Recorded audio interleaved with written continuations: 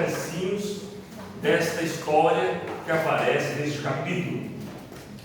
Então, por favor, você que está com a sua Bíblia nas mãos aí, ou se você está com o seu celular, você pode abrir a sua Bíblia ou acessar a sua Bíblia, né? Agora você tem essa facilidade também com os aparelhos digitais. Daniel capítulo 4, nós vamos ler aqui alguns versinhos. Todos encontraram? Quem encontrou, diga amém. Amém. Isso aí. Quem não encontrou, não diga nada, fica tranquilo, pode procurar que vai achar. Vai dar tudo certo. Vamos fazer uma oração então? Feche seus olhinhos. Nosso Pai, nosso Rei, obrigado mais uma vez por nos trazer aqui na tua casa, para nos ensinar a tua palavra. Que o Senhor toque o nosso coração, a nossa mente, que o teu Espírito nos ensine e que o que nós aprendemos aqui pratiquemos durante a semana, em nome de Jesus. Amém.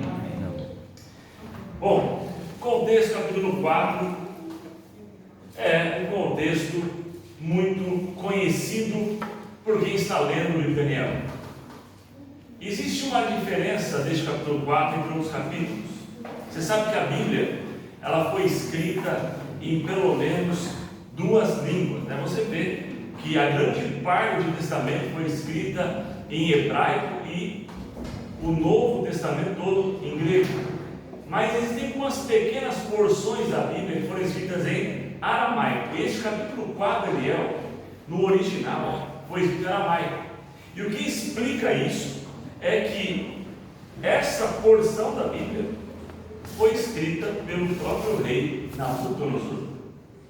Esse capítulo 4 é um relato do próprio rei sobre o que aconteceu com ele.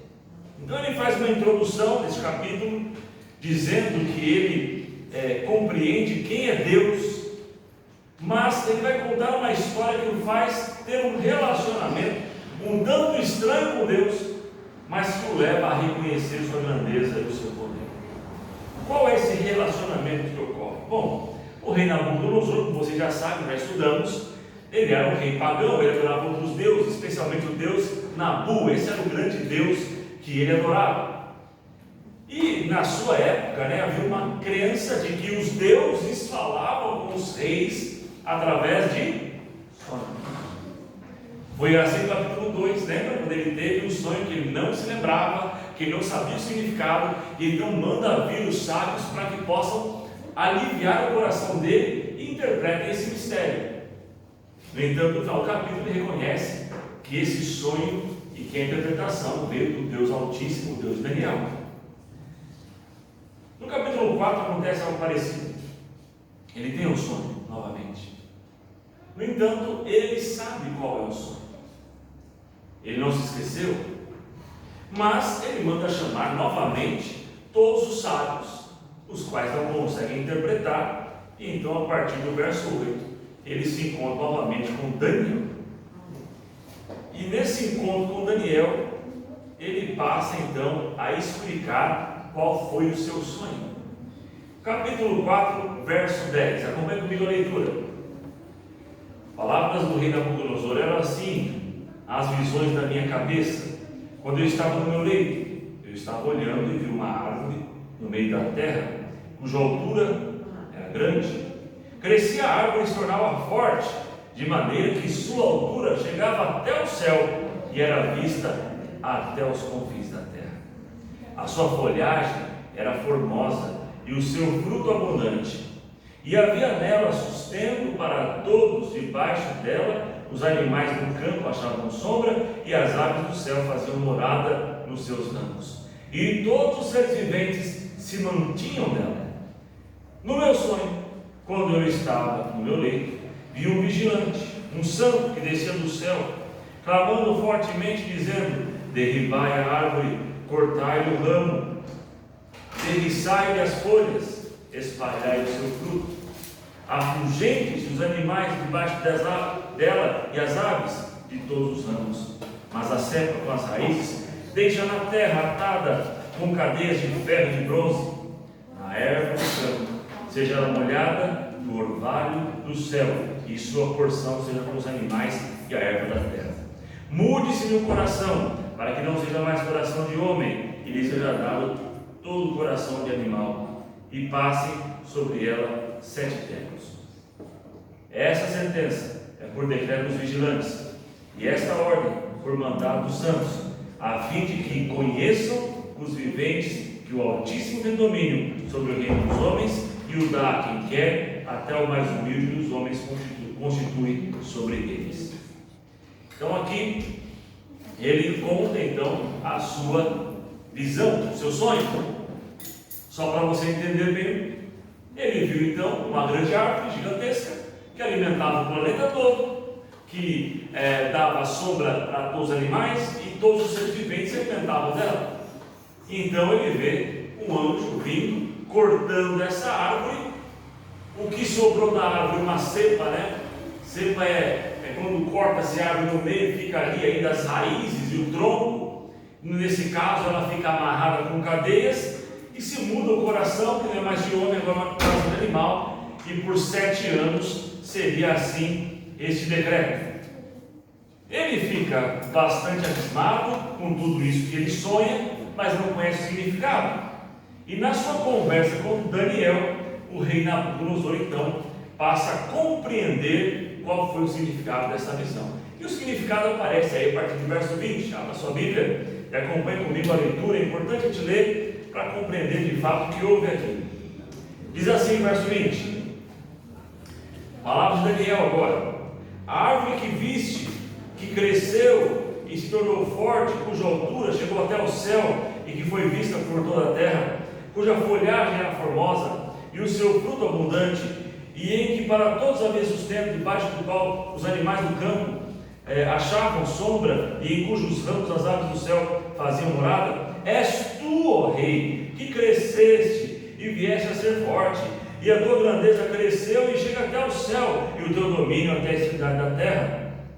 Quanto ao que viu o rei, um vigilante, um santo que descia do céu e que dizia: cortai a árvore e destruía, mas a cepa com as raízes deixai na terra, atada com cadeias de ferro e de bronze, na erva do campo, seja ela molhada por vales do céu, e a sua porção seja com os animais do campo, até que passem sobre ela 7 tempos.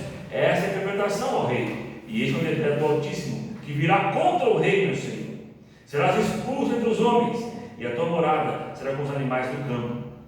E dar-te-ão a comer ervas como os bois, e serás molhado por orvalho do céu, e passar-se-ão 7 tempos, para que, por cima de ti, até que conheças que o Altíssimo tem domínio sobre o reino dos homens, e o dá a quem quer.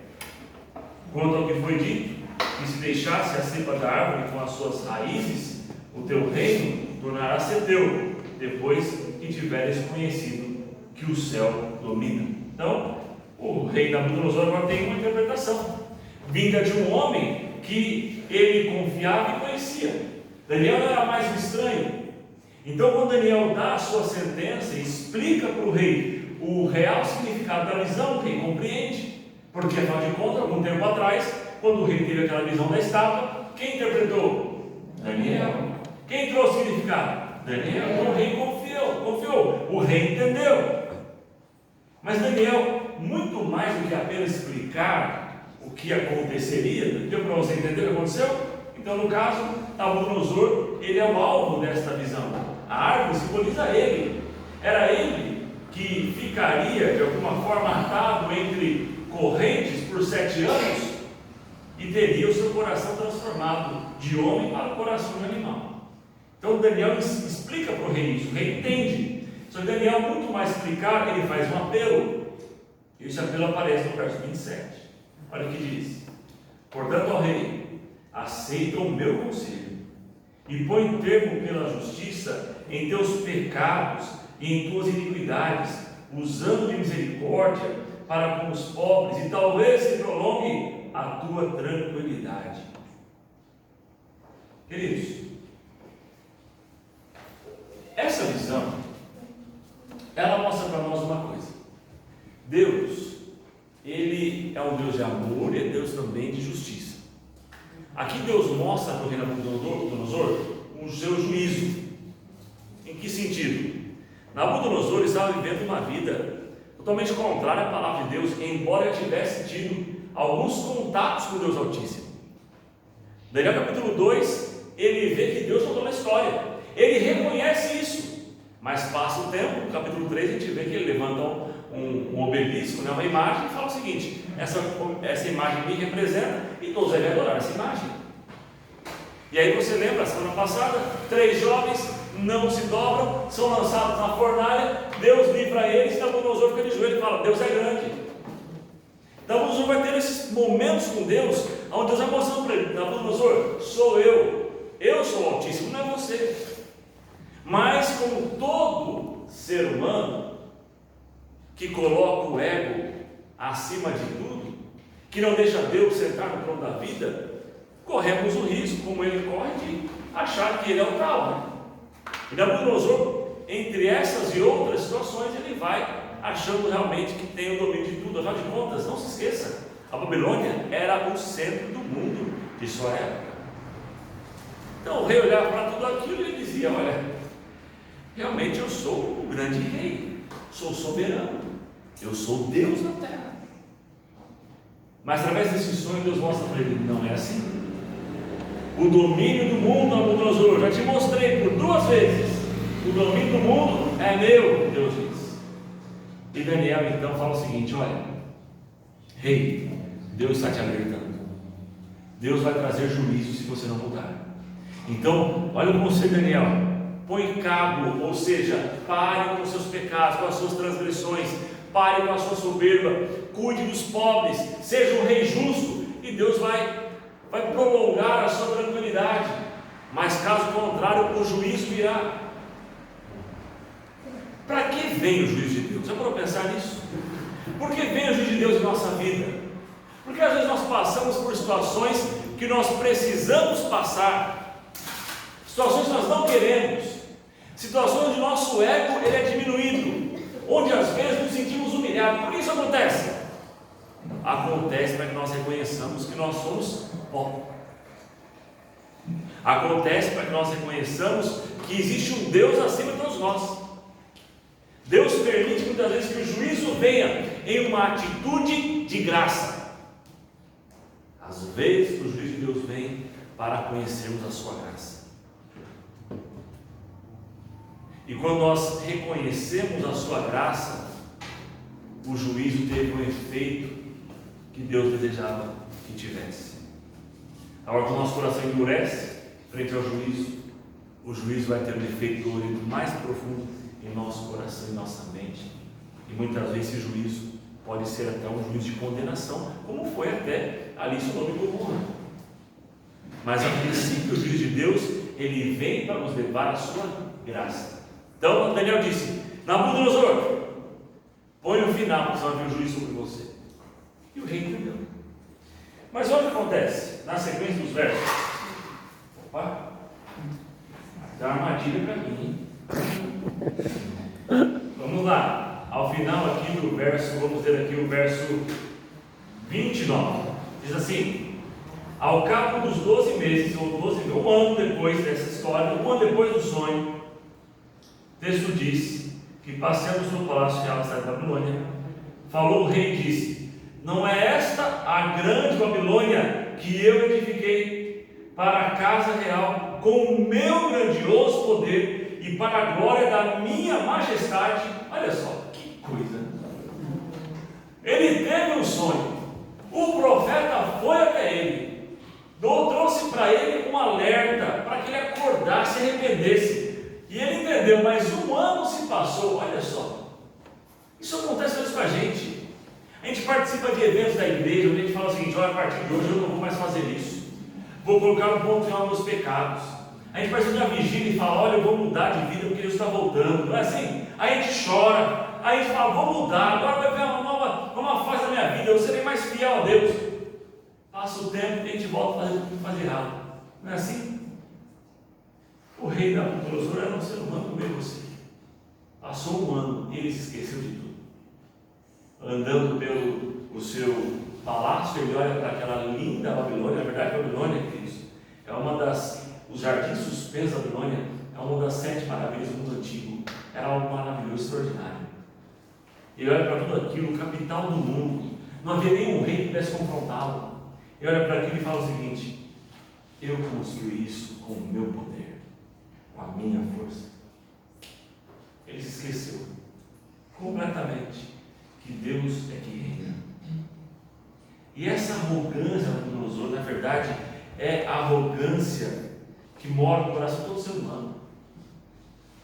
Dizem por aí: quer conhecer verdadeiramente uma pessoa? Dê poder a ela, e você vai ver como ela é. O problema é que o poder, ele atrai os piores e corrompe os melhores. E isso acontece com todo ser humano. Mas isso é um fruto do pecado. Aquele anjo que nós chamamos de Lúcifer, aquele anjo que vira na presença de Deus, ele quis tomar o lugar de Deus, ele quis ser grande. E todo ser humano quer subir, quer crescer, quer ser grande. Mas o problema é que a rota da grandeza, ela é perigosa. Porque essa rota da grandeza não é o plano de Deus. Assim como o diabo, Lúcifer, quis tomar o lugar de Deus, quis ser grande, a queda dele foi profunda. Todo ser humano que quer ser grande, que quer ser como Deus, tem uma queda tão profunda quanto a de Lúcifer. Basta você olhar na história, Adolf Hitler.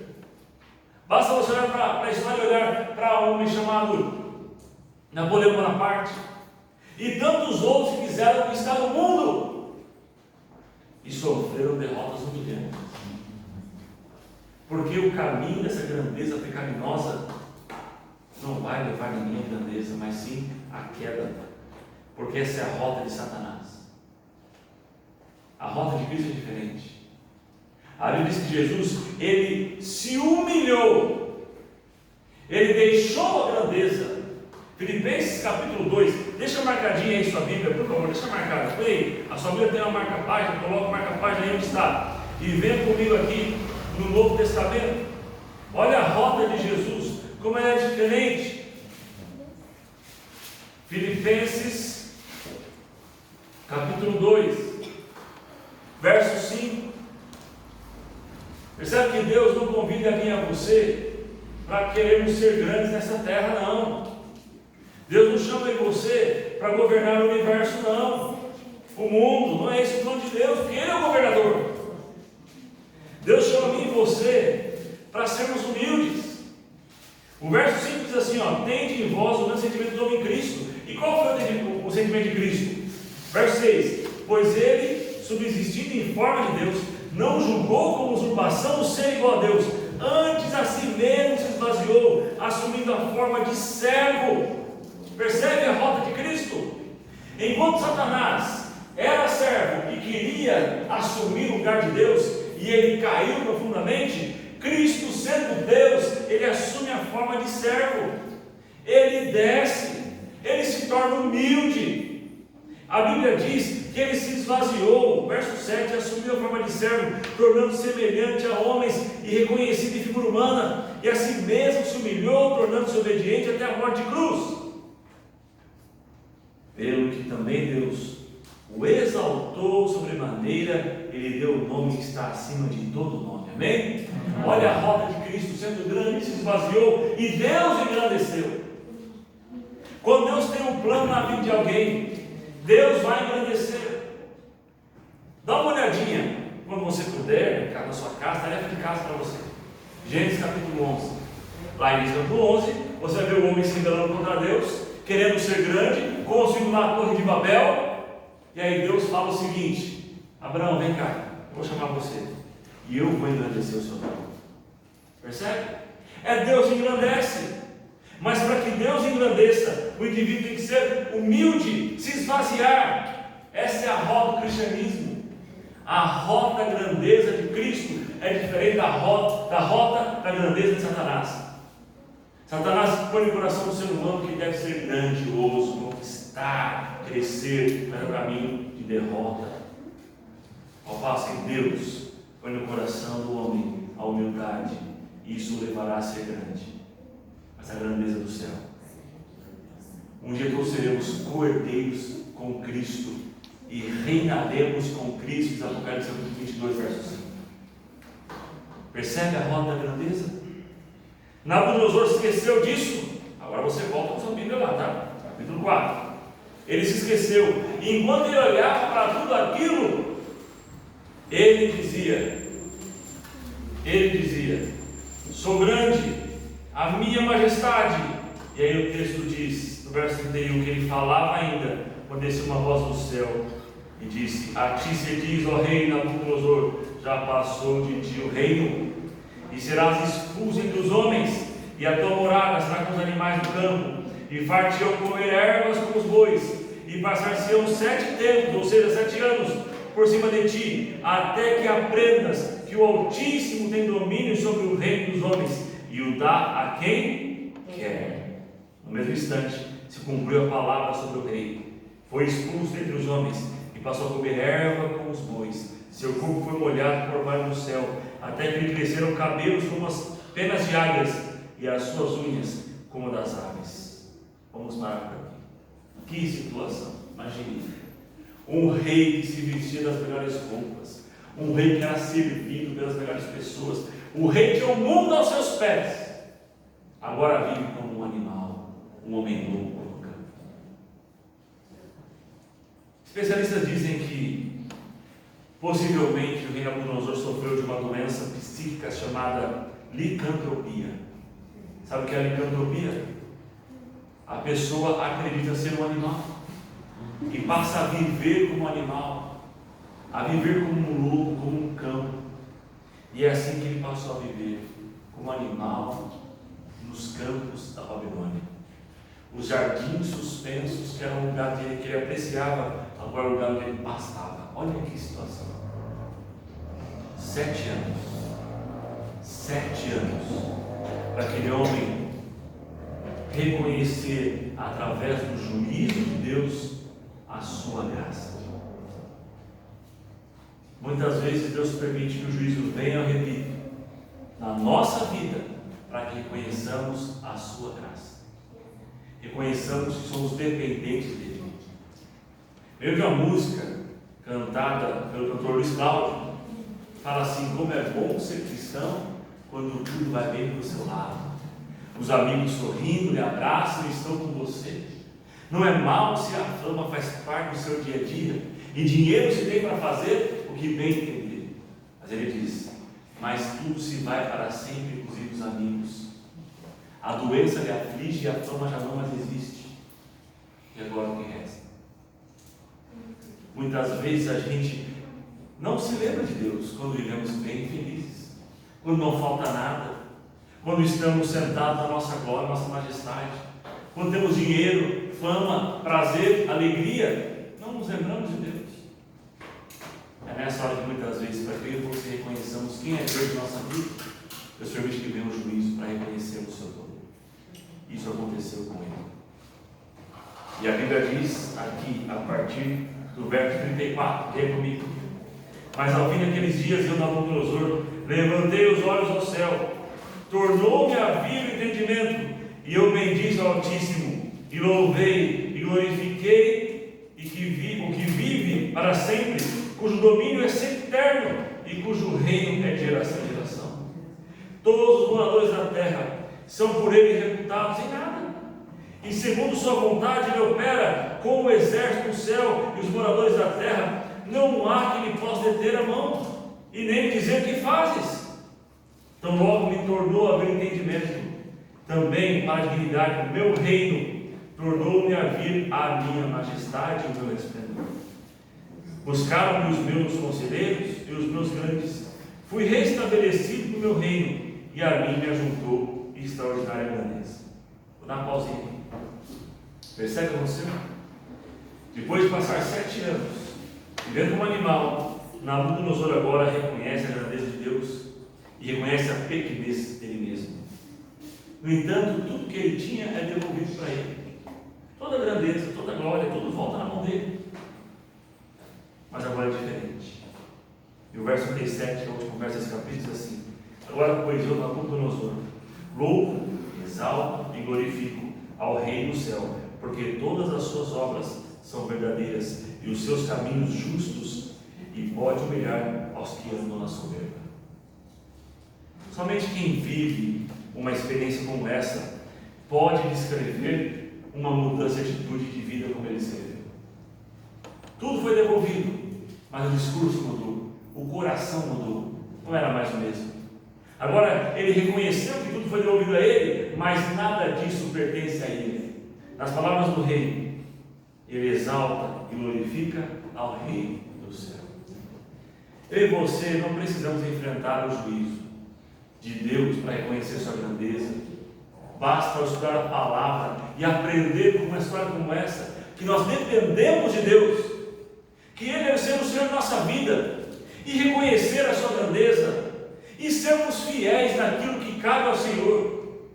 E aqui eu digo para você, querido irmão, querida irmã, quando eu e você reconhecemos a grandeza de Deus, nós somos fiéis nos nossos dízimos e ofertas, nós somos fiéis na guarda dos mandamentos de Deus, nós somos fiéis dentro do relacionamento, do casamento, com a esposa, com os filhos, nós somos fiéis em tudo que nós fazemos, porque nós reconhecemos que Deus é grande. Mas quando nós começamos a duvidar do poder de Deus e sua grandeza, nós não somos fiéis a Ele e nem a ninguém, somente a nós mesmos, ao nosso coração. A história da Nabucodonosor mostra para a gente que quando o ser humano senta no trono da sua vida, ele vai buscar a grandeza para levar à destruição. Mas quando o ser humano permite Deus sentar no trono da sua vida, ele experimentará as grandezas segundo os olhos de Deus. Queridos irmãos, meu convite para você nessa noite é que você deixe Deus sentar no trono da sua vida. Busque nele ser fiel e viva uma vida de humildade, porque a humildade precede a grandeza, ao passo que o orgulho precede a queda. Que Deus abençoe a todos nós. E se é o seu desejo nessa noite ter um coração transformado por Deus e experimentar uma humildade na presença do Senhor e fidelidade na grandeza de suas mãos, enquanto você ouve essa canção que o Carlos vai cantar, eu convido você a ficar em pé. Eu quero orar com você.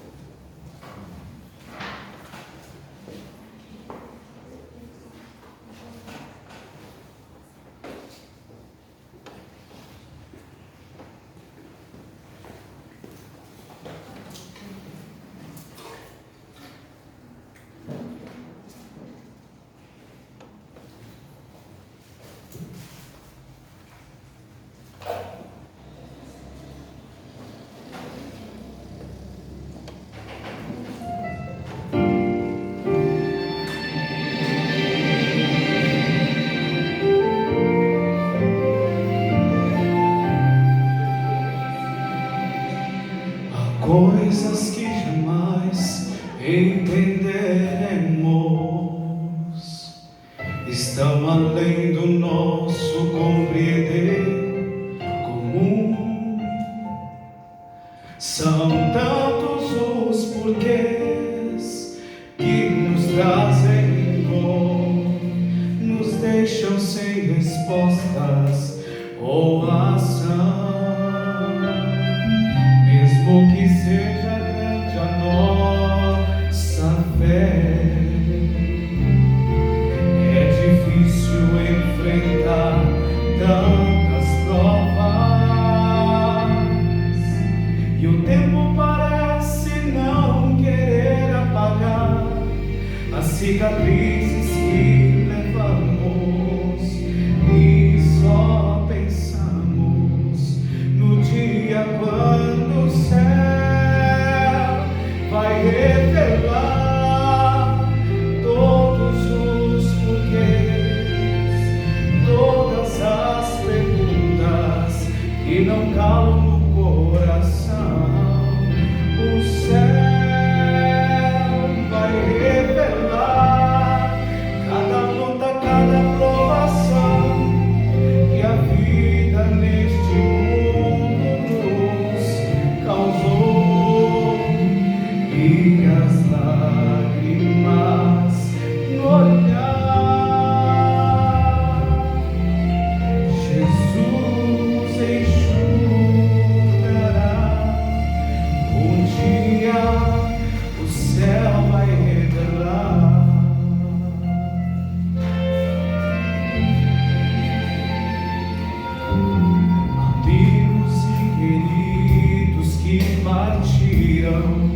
sem razão, nos deixando só o vazio, nos deixando a solidão, os sonhos destruídos, uma vida sem amor, nos deixam sem respostas ou ação. Mesmo que seja grande a nossa fé, é difícil enfrentar tantas provas, e o tempo parece não querer apagar as cicatrizes que levamos, e só pensamos no dia quando o céu vai revelar todos os porquês, todas as perguntas que não calam no coração. O céu vai revelar cada luta, cada provação que a vida neste mundo nos causou, e as lágrimas no olhar Jesus enxugará. Um dia o céu vai revelar coisas que olhos nunca viram, que homem jamais sonhou. São coisas que o Pai nos preparou. O céu vai revelar todos os porquês, todas as perguntas que não calam no coração. O céu vai revelar cada luta, cada provação que a vida neste mundo nos causou, e as lágrimas no olhar Jesus enxugará. Um dia o céu vai revelar